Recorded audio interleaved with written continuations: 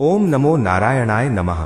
પ્રિય ભક્તો, 1 ફેબ્રુઆરી માઘી પૂર્ણિમાના દિવસે તુલસીના છોડમાં બાંધી દેજો આ એક ગુપ્ત વસ્તુ। એટલું ધન આવશે કે પૈસા ગણતા ગણતા થાકી જશો। આજે અમે તમને આ વિડીયોના માધ્યમથી જણાવીશું કે 2026માં આવનારી માઘી પૂર્ણિમાના દિવસે તુલસી સાથે જોડાયેલા કેટલાક અત્યંત મહત્વપૂર્ણ નિયમો કયા છે। તુલસીની નીચે એવું શું બાંધી દેવાથી આખું વર્ષ ઘરમાં ધનનો વરસાદ થાય છે અને બેંક બેલેન્સ ક્યારેય ખતમ થતું નથી। 7 પેઢી સુધી ધનની બરકત જળવાઈ રહે છે। આવનારી 7 પેઢીઓ પણ બેઠા બેઠા ખાશે। એટલા માટે ભક્તો, વિડીયોના અંત સુધી બન્યા રહેજો। જો આજે તમે આ વિડીયોને અડધો અધૂરો છોડી દીધો અથવા વચ્ચે વચ્ચેથી કાપીને જોયો તો તમને કોઈ પણ લાભ પ્રાપ્ત થશે નહીં। તો ચાલો ભક્તો, હવે જાણકારી આરંભ કરીએ। સાથે જ આ વિડીયોમાં જાણીશું માઘી પૂર્ણિમાનું શુભ મુહૂર્ત અને તુલસી સાથે જોડાયેલા કેટલાક વિશેષ ઉપાયો, જેમને માઘી પૂર્ણિમાના દિવસે કરવાથી તમારી ગરીબી અને નિર્ધનતા હંમેશા માટે સમાપ્ત થઈ જશે। શાસ્ત્રોમાં કહેવામાં આવ્યું છે કે માઘ પૂર્ણિમાના દિવસે ભગવાન વિષ્ણુ અને માતા લક્ષ્મી વિશેષ રૂપે પૃથ્વી પર વિચરણ કરે છે। આ દિવસે તુલસી માતાની પૂજા કરવાથી ભગવાન વિષ્ણુ પ્રસન્ન થાય છે અને ધનનો વરસાદ થાય છે। જ્યાં તુલસી હોય છે ત્યાં સ્વયં લક્ષ્મીનો વાસ હોય છે। એટલા માટે જો તમે ઈચ્છો છો કે વર્ષભર તમારા ઘરમાં સુખ સમૃદ્ધિ બની રહે તો માઘ પૂર્ણિમાની રાત્રે તુલસી સાથે જોડાયેલો આ એક ગુપ્ત ઉપાય જરૂર કરો। આની સાથે જ ભક્તો જાણીશું કે આપણે તુલસીમાં કયું જળ ક્યારેય ન ચઢાવવું જોઈએ અને કઈ વસ્તુ આપણે તુલસીના મૂળમાં દાટી દેવી જોઈએ। આજે આ વિડીયોમાં અમે તમને જણાવીશું આવી જ કેટલીક વાતો જે તમારા માટે જાણવી ખૂબ જ જરૂરી છે। જો તમે આ વાતોનું પાલન નહીં કરો તો તમે તમારા જીવનમાં ઘણી મુશ્કેલીઓનો સામનો કરી શકો છો। જો તમે આ વાતોનું પાલન કરશો તો તમને જીવનમાં વધુ લાભ મળશે અને તમે ધનવાન બની જશો।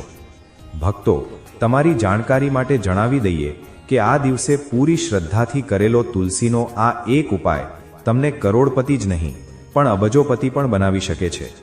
પુરાણો મુજબ તુલસીમાં દેવી લક્ષ્મીનો વાસ હોય છે અને ઘણા લોકો સવારે નિત્ય તુલસીને જળ આપે છે અને તુલસી પાસે ઘીનો દીવો જરૂર પ્રગટાવે છે અને નિયમિત રૂપે આ પૂજા કરવાથી લાભ પણ મળે છે। પરંતુ જો તમે તુલસીને ઘરમાં રાખો છો, સાથે જ તેની નીચે માઘ પૂર્ણિમાના દિવસે એક વસ્તુ બાંધો છો તો તમને તુલસી લગાવવાનું કેટલાય ગણું વધુ ફળ પ્રાપ્ત થાય છે, કારણ કે આ એક વસ્તુ વગર તુલસી અધૂરી ગણાય છે। શાસ્ત્રોમાં આ સૌથી વધુ મહત્વનું બતાવવામાં આવ્યું છે। તુલસી શ્રી હરિ વિષ્ણુને અત્યંત પ્રિય છે। જો તમે તુલસીનો ભોગ શ્રી હરિ વિષ્ણુને લગાવો છો તો ભગવાન વિષ્ણુ પ્રસન્ન થઈ જાય છે અને તુલસીના આશીર્વાદ તમને પ્રાપ્ત થશે। ભક્તો, ભારત જ નહીં પણ દુનિયાના મોટા ભાગના દેશોમાં તુલસીને ખૂબ જ ગુણકારી છોડ માનવામાં આવ્યો છે। કોઈ પણ યજ્ઞ હોય જેમાં તુલસીનો પ્રયોગ સામેલ કરવામાં આવે છે। તુલસીનો છોડ એક ખૂબ જ પૂજનીય છોડ છે। વિષ્ણુ પુરાણમાં તુલસીને ભગવાન વિષ્ણુની પત્ની કહેવામાં આવી છે। આ કારણથી તુલસી જગત જનની છે। તુલસીને સમસ્ત દેવી દેવતાઓ પાસેથી વરદાન પ્રાપ્ત છે, જેનાથી તુલસીના પાત્રને અમૃતના ગુણથી યુક્ત કહેવામાં આવ્યું છે। જે સ્થાન પર તુલસીનો છોડ હોય છે તે સ્થાન પર બ્રહ્મા, વિષ્ણુ અને મહેશ એટલે કે ત્રિદેવનો નિવાસ હોય છે અને તુલસીની પૂજા કરવાથી બધા કષ્ટ, દુઃખ, પરેશાનીઓ એ જ રીતે નષ્ટ થઈ જાય છે જે રીતે સૂર્યના ઉદય થવા પર રાત્રિનો અંધકાર નષ્ટ થઈ જાય છે। શાસ્ત્રો અનુસાર જે ઘરોમાં તુલસીનો છોડ હંમેશા લીલોછમ રહે છે તે ઘરમાં સુખ, શાંતિ અને સમૃદ્ધિ બની રહે છે। ભગવાન વિષ્ણુની પૂજામાં અને તેમને ચઢાવવામાં આવતા ભોગમાં તુલસીના પાન આવશ્યક હોવા જોઈએ, કારણ કે તુલસી પત્ર વગર ભગવાન વિષ્ણુ કોઈ પણ પ્રકારનો ભોગ સ્વીકારતા નથી। કારણ કે તુલસી ભગવાન હરિ વિષ્ણુને અત્યંત પ્રિય છે, એટલા માટે માઘ પૂર્ણિમાની પૂજામાં ભગવાન વિષ્ણુને ભોગમાં તુલસી જરૂર જ ચઢાવવી જોઈએ। જો તમારા ઘરમાં તુલસી છે તો ભક્તો, તમારે 1 ફેબ્રુઆરી માઘ પૂર્ણિમાના દિવસે સવારે ઉઠીને સ્નાન કરીને શુદ્ધ જળ લઈને તાંબાના પાત્રમાં તમારે શુદ્ધ જળ લેવાનું છે અને તુલસી માને અર્પણ કરી દેવાનું છે। આની સાથે જ ભક્તો, રોજ સવારે ઉઠીને ઘરની આસપાસ જે પણ શિવ મંદિર છે ત્યાં જઈને શિવલિંગ પર શુદ્ધ જળ અર્પણ કરો, ઓમ નમઃ શિવાયનો જાપ કરો। આવું કરવાથી ભગવાન ભોલેનાથના આશીર્વાદ પણ તમને પ્રાપ્ત થશે। ઘરની સુખ, શાંતિ અને સમૃદ્ધિ માટે માઘ પૂર્ણિમા પર તુલસી માને ચુંદડી અવશ્ય ચઢાવવી જોઈએ। પરંતુ ધ્યાન રહે, અવારનવાર લોકો ઘરમાં તુલસીનો છોડ તો લગાવી દે છે, પરંતુ તેમનાથી આ ભૂલ થઈ જાય છે કે તેઓ તુલસી માને ચુંદડી નથી ચઢાવતા, જેના કારણે તેમને તુલસી લગાવવાનું શુભ ફળ પ્રાપ્ત થઈ શકતું નથી। હંમેશા ધ્યાન રહે કે તુલસીનો છોડ ચૂંદડી વગર અધૂરો હોય છે.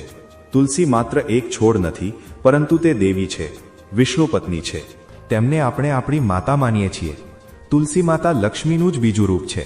જો તમે માઘ પૂર્ણિમાના દિવસે શ્રી હરિ વિષ્ણુ તથા ધનની દેવી માતા લક્ષ્મીજીને પ્રસન્ન કરી લીધા તો તમારું સંપૂર્ણ જીવન એટલું સારું પસાર થશે કે ધનની કમી નહીં રહે. એટલા માટે માઘ પૂર્ણિમાના દિવસે તુલસીને ચૂંદડી અવશ્ય ચઢાવવી જોઈએ. આનાથી પતિ પત્નીમાં પ્રેમ અને વિશ્વાસ વધે છે.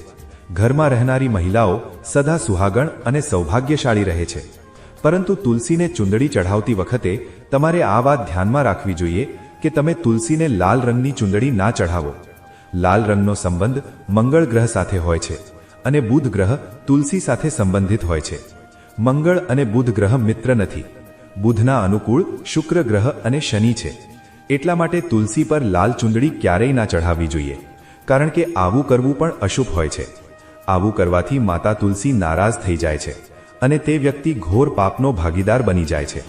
એટલા માટે તુલસી પર નવી ચૂંદડી જ બાંધવી જોઈએ. તુલસી પર ચૂંદડી ચઢાવવા માટે વર્ષની પૂર્ણિમાનો દિવસ સર્વોત્તમ હોય છે, પરંતુ માઘ પૂર્ણિમાના દિવસે નવી ચૂંદડી લાવીને તેને તુલસીના છોડમાં બાંધી દેવાથી તમને કેટલાય ગણો વધુ લાભ પ્રાપ્ત થશે. તુલસીને વગર ચૂંદડીએ ક્યારેય ના રાખો. જો ચૂંદડી જૂની થઈ જાય તો માઘ પૂર્ણિમાના દિવસે તેને બદલવી જોઈએ. ભક્તો, તુલસીના વિવાહ પણ અવશ્ય કરવા જોઈએ. આનાથી મનુષ્યના બધા દુઃખોનો અંત આવે છે અને સાંસારિક જીવન સુખમાં વીતે છે. આની સાથે સાથે તમારે તુલસીમાં એક શાલિગ્રામ પણ રાખવો જોઈએ, કારણ કે શાલિગ્રામ ભગવાન વિષ્ણુનું જ રૂપ છે. આ રીતે તુલસીની પૂજાની સાથે સાથે ભગવાન વિષ્ણુની પૂજા પણ સંપન્ન થઈ જાય છે અને તેની નિત્ય પૂજા કરવી જોઈએ. ભક્તો, કેટલાક લોકો અજાણતામાં તુલસી પાસે એવી વસ્તુ રાખી દે છે જેનાથી તુલસીનું અપમાન થાય છે. તુલસીનો છોડ ખૂબ જ સંવેદનશીલ હોય છે. આ છોડ બધા છોડમાં સૌથી વધુ પવિત્ર છે, સૌથી વધુ પૂજનીય છે. હિન્દુ ધર્મમાં તુલસીના છોડને માતાનું સ્થાન આપવામાં આવ્યું છે. તેની સારી રીતે દેખભાળ કરવી પડે છે, ત્યારે જ તેના શુભ ફળ પ્રાપ્ત થાય છે. એટલા માટે તુલસીના છોડ પાસે તમારે અપશબ્દો ના બોલવા જોઈએ. તુલસી પાસે ભૂલથી પણ જૂતા ચંપલ અથવા સાવરણી પોતું ના રાખવું જોઈએ. આને તુલસીનું અપમાન માનવામાં આવ્યું છે. જ્યાં તુલસીનો છોડ હોય તે સ્થાનની આસપાસ થૂંકવાથી ઘોર અનર્થ થાય છે.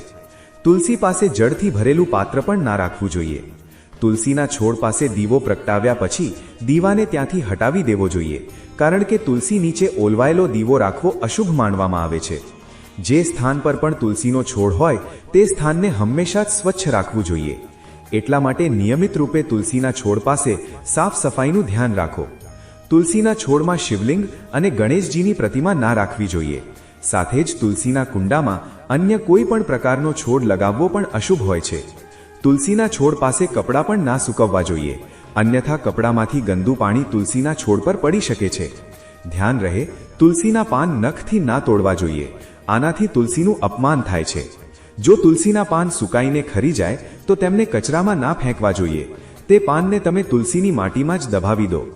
માઘ પૂર્ણિમાના દિવસે તુલસીના પાન ના તોડવા જોઈએ અને રવિવારે તુલસીને જળ પણ ના ચઢાવવું જોઈએ. બાકી અન્ય દિવસોમાં નિત્ય ચૂક્યા વગર તુલસીને સવારે જળ આપવું જોઈએ અને સાંજના સમયે એક દીવો પ્રગટાવવો જોઈએ. અવારનવાર મહિલાઓ સ્નાન પછી પોતાના વાળ ખુલ્લા રાખીને જ તુલસીને જળ આપે છે. આવું કરવું ખોટું છે. મહિલાઓએ હંમેશા જ પોતાના વાળ બાંધીને કપાળ પર સિંદૂર લગાવીને જ તુલસીમાં જળ આપવું જોઈએ. આનાથી તુલસીના આશીર્વાદ પ્રાપ્ત થાય છે. ધન પ્રાપ્તિ માટે તમારે ભક્તો તુલસીના ઝાડ નીચે માઘ પૂર્ણિમાના દિવસે માતા લક્ષ્મી કે માતા વૈષ્ણો દેવીનો સિક્કો લેવાનો છે. આ સિક્કો તમને આસાનીથી મળી જશે અથવા તમારી પાસે પહેલાથી હશે. જે સિક્કા ઉપર માતા લક્ષ્મી અથવા માતા વૈષ્ણો દેવીનો ફોટો હશે. આ સિક્કાને તમારે તુલસીના છોડ નીચે તમારી મનોકામના બોલતા બોલતા માઘ પૂર્ણિમાના દિવસે દબાવી દેવાનો છે અને બીજે દિવસે તે સિક્કાને નીકાળીને શુદ્ધ જળથી સાફ કરીને નિત્ય પૂજાપાઠ કરીને લાલ કપડામાં બાંધીને તમારા ઘરની તિજોરીમાં અથવા તમારી પાસે રાખી દેવાનો છે. આનાથી તમને અપાર ધનની પ્રાપ્તિ થશે અને તમારું ધન ખર્ચ નહીં થાય પણ વધતું જ જશે. જે લોકો માર્કેટમાં બિઝનેસ કરે છે, દુકાન, વેપાર, કારખાના છે, તો તમે તે સિક્કાને તમારા બિઝનેસના સ્થાનના ગલ્લામાં રાખી શકો છો. આવું કરવાથી તે ધનને પોતાની તરફ ખેંચે છે. દુકાન પર ગ્રાહકોની ભીડ લાગેલી રહે છે અને વેપાર સારો ચાલે છે. ભક્તો, ઘરમાં તુલસીનો છોડ લગાવતી વખતે ધ્યાન રહે, તમે આના માટે ગંદી માટીનો ઉપયોગ ના કરો. તુલસીના છોડ માટે ગંદકીવાળા સ્થાનની માટીનો ક્યારેય ઉપયોગ ના કરવો જોઈએ, જેનાથી તુલસીમાં રૂઠી જાય છે અને સુકાવા લાગે છે. તુલસીનો છોડ ક્યારેય ગંદા સ્થાન પર ના લગાવવો જોઈએ. ઘરમાં તુલસીનો છોડ ક્યારેય સુકાવો ના જોઈએ. શાસ્ત્રોમાં એવી માન્યતા છે કે તુલસીનો છોડ સુકાવો અકાળ મૃત્યુની સૂચના આપે છે. ઘરમાં તુલસીનો છોડ સુકાઈ જાય તો ઘરની સુખ સમૃદ્ધિ ખતમ થઈ જાય છે. સુકાયેલી તુલસીમાં માં લક્ષ્મીનો વાસ નથી હોતો. વાસ્તુશાસ્ત્ર અનુસાર તુલસીનો છોડ સુકાઈ જાય તો આ આવનારી કોઈ વિપત્તિ કે દુર્ઘટનાનો સંકેત હોય છે. ઘરમાં ધન વૃદ્ધિ માટે તમારે માઘ પૂર્ણિમાના દિવસે ઘરમાં એક તુલસીનો છોડ લગાવવાનો છે. જેમ જેમ છોડ વધતો જશે તેમ તેમ તમારા ઘરની પ્રગતિ દિન દુગણી રાત ચોગણી પ્રગતિ થશે. તેને નિયમિત જળ આપીને લીલીછમ રાખવી જોઈએ. તુલસીમાં ક્યારેય પણ કોઈ પ્રકારના કેમિકલ ના નાખવા જોઈએ. માત્ર ખાતર અને છાણનો પ્રયોગ કરવો જોઈએ. સાથે જ આ વાતનો ખ્યાલ રાખો કે તુલસીમાં કરોડિયાના જાળા અથવા જીવડા ના પડવા જોઈએ. આવા સ્થાન પર લક્ષ્મી વાસ નથી કરતી. શાસ્ત્રો અનુસાર તુલસીને સ્નાન કર્યા વગર જળ ના આપવું જોઈએ. મિત્રો, હવે અમે તમને જણાવી દઈએ કે આ વર્ષે જે માઘ પૂર્ણિમા પોતાની સાથે વિશેષ શુભ યોગ લઈને આવી રહી છે, આ દિવસે તમારે તુલસીની પૂજા કરવાની સાથે સાથે ભગવાન શિવની પણ પૂજા કરવી જોઈએ. સોમવારનો દિવસ ભગવાન શિવને સમર્પિત છે. આની સાથે તમારે મંગળ દેવતા હનુમાનજી તથા શનિદેવને એક દીવો પ્રગટાવવાનો છે. આનાથી તમારો મંગળ ગ્રહજનિત દોષ દૂર થઈ જશે. તમે જે પણ કાર્ય કરશો તેમાં સફળતા મળશે. શ્રી કૃષ્ણ કહે છે, નિત્ય તુલસીના દર્શનથી મનુષ્યને સ્વર્ગની પ્રાપ્તિ થાય છે અને તુલસી પત્રના સેવનથી તેના બધા પાપ નષ્ટ થઈ જાય છે. તુલસીનો છોડ હંમેશા જ ઘરની સામે લગાવવો જોઈએ. તેને પૂર્વ અથવા ઉત્તર દિશામાં લગાવવો સૌથી વધુ શુભ હોય છે. જો તુલસીના કુંડામાં બીજા છોડ ઉગી નીકળે છે તો તેમને સમયસર હટાવી દેવા જોઈએ. જો તુલસીના જ અન્ય છોડ છે તો આ છોડ બીજાને દાનમાં આપવા જોઈએ. કહેવાય છે કે જ્યારે ઘરમાં એકથી વધુ તુલસીના છોડ પોતાની મેળે ઉગવા લાગે છે તો ઘરમાં સાક્ષાત માતા લક્ષ્મીનું આગમન થાય છે. તુલસી પાસે ક્યારેય કાંટાળા છોડ ના રાખવા જોઈએ. તુલસીમાં રૂઠી જાય છે. તુલસી પાસે રણ પ્રદેશના છોડ રાખવા અત્યંત અશુભ માનવામાં આવે છે. આવા છોડમાંથી નકારાત્મક ઉર્જા નીકળે છે. શાસ્ત્રોમાં કહેવામાં આવ્યું છે, જે છોડમાંથી લીલીછમ કળીઓની ઉત્પત્તિ ના થાય, તેના બદલે કાંટા નીકળતા હોય તો તેવા છોડને તુલસી પાસે ક્યારેય રાખવા નહીં. બલકે રણ પ્રદેશના છોડ ઘરમાં કોઈ પણ સ્થાન પર રાખવા જ ના જોઈએ. આ છોડના કારણે ઘરનું વાતાવરણ નકારાત્મક બની જાય છે. જેમ કે ઘણા લોકો થોરનો છોડ સજાવટના નામે ઘરમાં રાખે છે. આવું કરવું બિલકુલ ખોટું છે. થોરનો છોડ તો ભૂલથી પણ તુલસી પાસે ના રાખશો. આ તુલસીની સંપૂર્ણ સકારાત્મક ઉર્જાને નષ્ટ કરી દે છે. પરંતુ શાસ્ત્રોમાં કેળાના છોડનું વિશેષ મહત્વ બતાવવામાં આવ્યું છે. જો તમે તુલસી પાસે કેળાનું ઝાડ લગાવી દો છો તો તમને કેટલાય ગણો વધુ લાભ પ્રાપ્ત થશે. કેળાના ઝાડમાં ભગવાન વિષ્ણુનો વાસ હોય છે. તેને તુલસી પાસે લગાવવાથી ઘરમાં સુખ સમૃદ્ધિ આવે છે. સાથે જ જે સ્થાન પર ભગવાન વિષ્ણુનો વાસ હોય છે ત્યાં લક્ષ્મી ચાલીને આવે છે. ભક્તો, જો તમારે માઘ પૂર્ણિમાના દિવસે તુલસીના છોડની નિત્ય પૂજા પાઠ કરવાના છે અને તુલસીના છોડમાં શાલિગ્રામ પણ અવશ્ય રાખવા જોઈએ. તુલસીના કુંડામાં શાલિગ્રામ રાખવાથી તુલસીનો વધુ શુભ પ્રભાવ તમને જોવા મળશે. શાલિગ્રામ ભગવાન વિષ્ણુનું નિરાકાર રૂપ માનવામાં આવે છે. આ કાળા રંગનો પથ્થર હોય છે જેને વિલક્ષણ અને મૂલ્યવાન માનવામાં આવ્યો છે. આને જો તમે તુલસીના કુંડામાં રાખશો તો તમારા ઘરમાંથી સંપૂર્ણ નકારાત્મક ઉર્જા નષ્ટ થઈ જશે. માન્યતા છે કે શાલિગ્રામમાં અલ્પ માત્રામાં સુવર્ણ પણ હોય છે. આ પથ્થર ઉત્તરાખંડની નદીમાં મળી આવે છે. એટલા માટે જો તમે શાલિગ્રામ તુલસીના છોડમાં રાખો છો તો ભગવાન વિષ્ણુની સાથે તમને માં લક્ષ્મીની પણ કૃપા પ્રાપ્ત થશે. તમારા ઘરમાં ક્યારેય ધન ધાન્યની કમી નહીં રહે. પુરાણો અનુસાર જે ઘરમાં શાલિગ્રામ હોય છે તે ઘરો તીર્થો સમાન શ્રેષ્ઠ હોય છે. નિત્ય શાલિગ્રામના દર્શન અને પૂજનથી તમામ પ્રકારના ભૌતિક સુખોની પ્રાપ્તિ થાય છે. આ સ્વયંભૂ હોવાના કારણે તેની પ્રાણ પ્રતિષ્ઠા કરવાની આવશ્યકતા નથી હોતી. આને જો તુલસી પાસે રાખીને તેની પૂજા રોજ કરવામાં આવે તો ધન સંબંધી કોઈ સમસ્યા આવતી નથી. વિષ્ણુ પુરાણ અનુસાર મૃત્યુ સમયે શાલિગ્રામના ચરણામૃતનું જળ બધા પાપોમાંથી મુક્તિ અપાવે છે અને તે મૃત્યુ પછી વૈકુંઠ જાય છે. આ ચરણામૃત ઔષધિ સમાન છે. જે આનું સેવન કરે છે તેને મોક્ષ મળી જાય છે. કેટલાક લોકો ચરણામૃત લઈને પોતાના માથા પર હાથ ફેરવી દે છે, પરંતુ શાસ્ત્રોમાં આવું કરવાનો ઉલ્લેખ નથી. ચરણામૃત હંમેશા જમણા હાથથી શ્રદ્ધા ભાવથી ગ્રહણ કરવું જોઈએ. પરંતુ શાલિગ્રામ ઘરમાં લાવતી વખતે ધ્યાન રહે કે તે અસલી હોય. આજકાલ ઘણા પ્રકારના શાલિગ્રામ માર્કેટમાં મળે છે, જેની પૂજા કરવાનું કોઈ ફળ મળતું નથી. ઘરમાં માત્ર એક જ શાલિગ્રામની પૂજા કરવી જોઈએ. પુરાણોમાં કહેવાયું છે કે ભગવાન વિષ્ણુની મૂર્તિ કરતાં શાલિગ્રામની પૂજા કરવી વધુ ઉત્તમ છે. શાલિગ્રામને ચંદન લગાવીને તેના પર એક તુલસીનું પાન રાખવું જોઈએ. દરરોજ શાલિગ્રામને પંચામૃતથી સ્નાન કરાવવું જોઈએ. આવું કરવાથી બધા જન્મોના પાપ નષ્ટ થાય છે. શાલિગ્રામ સકારાત્મક અને સાત્વિક ઉર્જાનું પ્રતીક હોય છે. અંતિમ મહત્વની વાત તમને જણાવી દઈએ કે તુલસીનો છોડ ક્યારે લાલચમાં આવીને ન લગાવવો જોઈએ. તુલસીનો છોડ લગાવો તો તેની નિત્ય પૂજા કરવી આવશ્યક છે. જો તમે આ નિયમોનું પાલન ના કરી શકો તો તુલસીનો છોડ ઘરમાં લગાવીને તુલસીમાનું અપમાન ભૂલથી પણ ના કરો. આનાથી તમને વિપરીત પરિણામ ભોગવવા પડી શકે છે. તો ભક્તો, આ પ્રકારે તમે તુલસીના કુંડામાં આ વસ્તુ અવશ્ય રાખો અને સાચી શ્રદ્ધાથી તુલસીના છોડની દેખભાળ કરો. માં લક્ષ્મી તમારા જીવનમાં ખુશીઓ અને ધન સંપત્તિ લઈને આવશે અને તમે ધનવાન બની જશો. માતા લક્ષ્મી તમારાથી પ્રસન્ન થઈ જશે. તમે તુલસીના છોડની નિત્ય પૂજા કરીને માતા લક્ષ્મીને પ્રસન્ન કરી લીધા છે અને આનું પરિણામ તમને આ જ મહિનામાં દેખાવાનું શરૂ થઈ જશે. આ ઉપાય પૂર્ણ શ્રદ્ધાભાવથી કરો, સાચા મનથી કરો. જો તમે આ ઉપાય ઉપર છલ્લા મનથી કરશો તો તમને કોઈ લાભ મળશે નહીં. તમારી પૂજાનું કોઈ ફળ તમને નહીં મળે. વિષ્ણુ ભગવાનનું કોઈ પણ રૂપમાં પૂજન માનવ માત્રની સમસ્ત મનોકામનાઓ પૂર્ણ કરે છે.